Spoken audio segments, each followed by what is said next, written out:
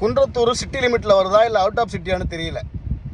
இந்த காலையிலேருந்து 2-3 video upload பண்ணிட்டு இருக்கேன், அப்லோடே ஆக மாட்டேக்கு.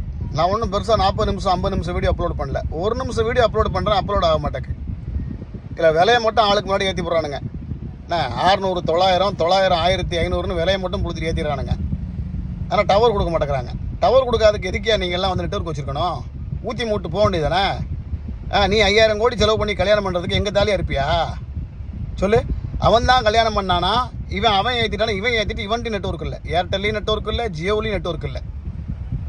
விலையை மட்டும் ஆளுக்கு போட்டு ஏற்றிட்டு இருக்கீங்க. அதே மாதிரி போட்டு நெட்வொர்க் கொடுக்கணும்ல சொல்லு.